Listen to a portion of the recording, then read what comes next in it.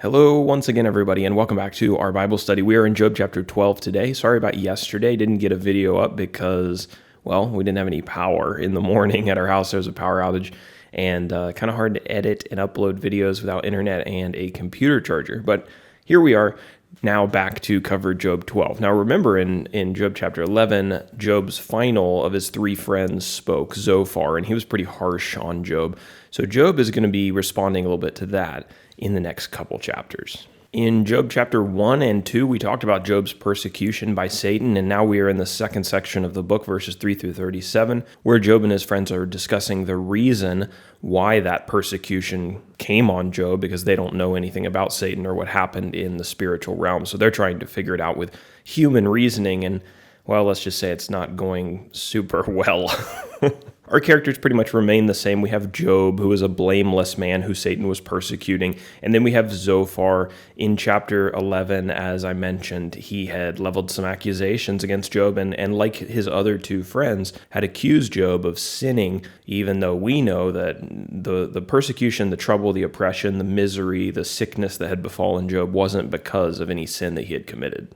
So let's go ahead now and get into our outline. We've got 25 verses. I've got it broken down into two sections. The first being verses 1 through 13. Job points out the inconsistency in his friend's worldview.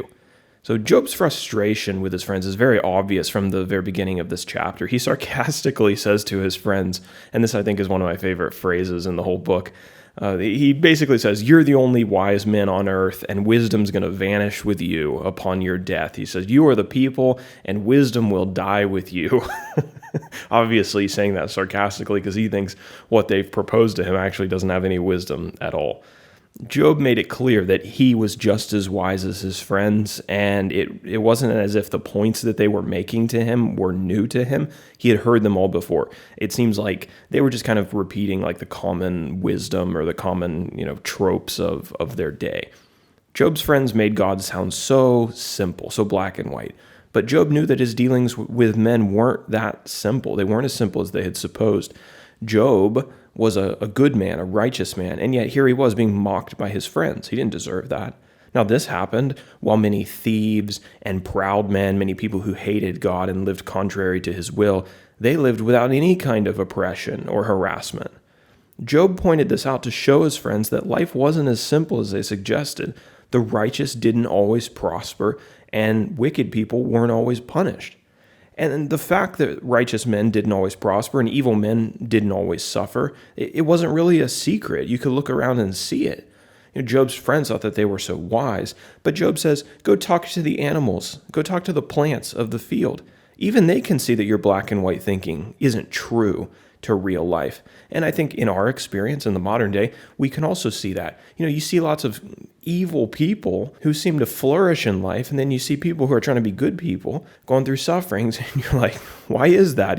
We know that Job's friends, that this standard that they've laid down, this caricature of God's nature that they've presented, it's like, that isn't right. Job knew that God was in control of the world, and while he didn't understand why God let some of these things happen, he trusted in God's wisdom. He had listened to his friend's worldview, and he had found it lacking. He said, "Does not the ear test words as the palate tastes food?" Basically saying our tongue tests for pleasing flavor, and our ears test for sound logic. Job's ears had tested the logic of his friends and found that it wasn't really very logical at all. Now we get into section number 2, verses 14 through 25. Job speaks of the greatness of God.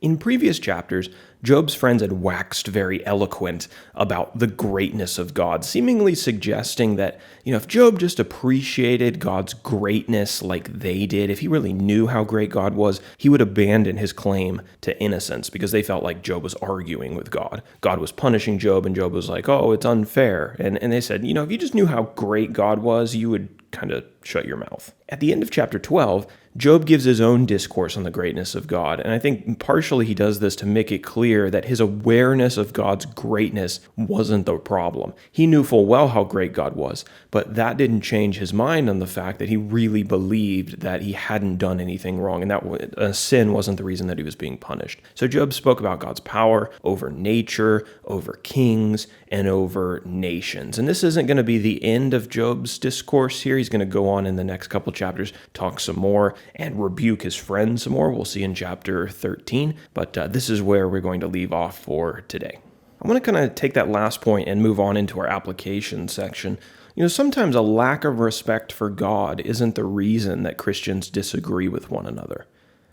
After a debate that ends in a disagreement, I've heard some people, quite a few people, write off the opposing side by saying, well, we can't agree because they don't respect God and His Word. As if the only reason that they don't agree with me is because they don't appreciate God, they don't respect Him, they don't respect the authority of His Word. Some people are ready to write others off if they don't agree with them after just showing them like one Bible verse. They say, oh, well, look, there it is plainly. If you disagree with me, you clearly don't have any respect for God's Word. Job's friends thought that he didn't respect God, but that wasn't actually the case at all. Instead of jumping to that conclusion, they should have engaged in more discussion and given more thought to the issue at hand. It was more complex than just one or the other lacking proper respect for the creator of the universe. Many of the doctrinal disagreements between Christians are century-old debates.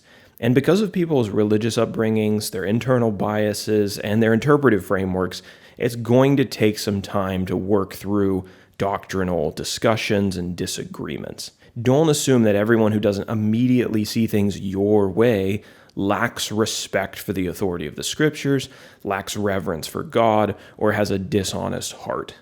Job's friends made this mistake, and it prevented them from discovering the truth about Job's situation. The same mindset can prevent us from finding the truth and overcoming our own biases and our own errors, and it can also prevent us from leading others to the truth, because if we just write them off as soon as they don't agree with us immediately, we'll never go through the hard work of actually getting to the roots of those disagreements, working through them, and helping somebody to understand better. And we'll just dismiss them and say, well, you don't love God, so I can't help you. So that's going to be our study for today, and Lord willing, we'll be back tomorrow to talk about Job 13.